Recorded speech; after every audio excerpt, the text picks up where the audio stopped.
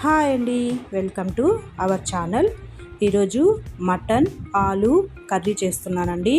Mutton బంగాళదుంపలు వేసి ముద్దగా కర్రీ ఎలా చేసుకోవాలో చూపిస్తానండి. తక్కువ మసాలాతో ఎలా చేసుకోవాలో చూపిస్తాను. దీనికి ముందుగా 1/2 కిలో మటన్ తీసుకొని శుభ్రంగా కడిగి పెట్టుకోండి. తర్వాత ఒక 4 టమాటాలు తరిగి పెట్టుకోండి, 2 ఎర్రగడ్డలు తరిగి పెట్టుకోండి, పచ్చిమిర్చి ఒక 4 అండి, కరివేపాకు కొద్దిగా, కొత్తిమీర కొద్దిగా, ఆలు తొక్క తీసి పెట్టుకోండి. తర్వాత మనము ఏ గిన్నెలో అయితే చేసుకుంటామో ఆ గిన్నె తీసుకోండి. తీసుకున్నాక శుభ్రంగా మనము ముందే కడిగి పెట్టుకున్నాం కదండి, మటన్ ముక్కల్ని వేసేసుకోవాలండి గిన్నెలోకి. తర్వాత ఇందులోకి ఒక 1/2 టీ స్పూను పసుపు పొడి వేసుకోండి. తర్వాత ఇందులోకి కరివేపాకు వేసుకోండి. తర్వాత పచ్చిమిర్చి చీల్చి పెట్టుకున్నాం కదండి, అది వేసుకోండి. తర్వాత ఆనియన్స్, కొత్తిమీర, తరిగి పెట్టుకున్న టమాటా ముక్కలు ఇవన్నీ వేసేసుకోండి. పసుపు, కొత్తిమీర, ఎర్రగడ్డలు, కరివేపాకు, టమాటా అన్నీ వేసేసుకోండి.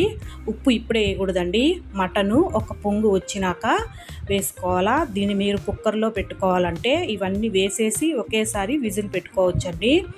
నాకు కుక్కర్లో చేస్తే ఇష్టం ఉండదు కాబట్టి టేస్ట్ సరిగ్గా రాదండి, అందుకని మామూలుగా ఉడకబెట్టుకుంటున్నాను పాత్రలోనే. ఇప్పుడు ఇందులోకి మటను ఉడకడానికి కావాల్సినంత నీళ్లు పోసేసి ఒక పొంగు వచ్చేదాకా మూత పెట్టి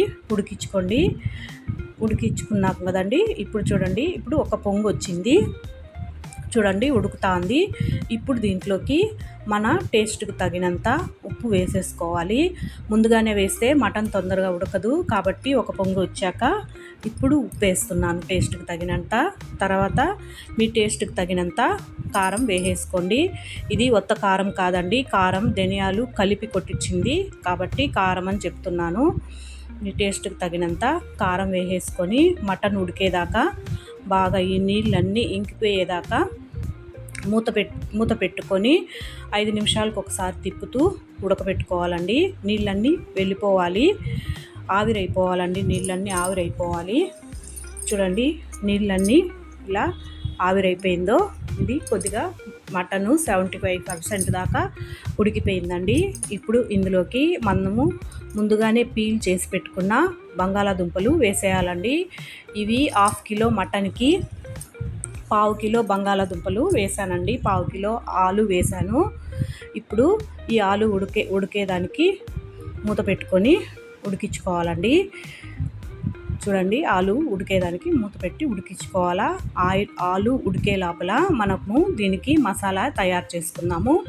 ఒక చిన్న ప్యాన్ తీసుకొని అందులోకి కొద్దిగా నూనె వేసుకొని, ఈ కర్రీకి ఎంత నూనె అయితే కావాల్సి వస్తుందో అంత నూనె తీసుకొని ఇందులోకి ఒక 2 టేబుల్ స్పూన్స్ అల్లం వెల్లుల్లి పేస్టు వేసుకోండి.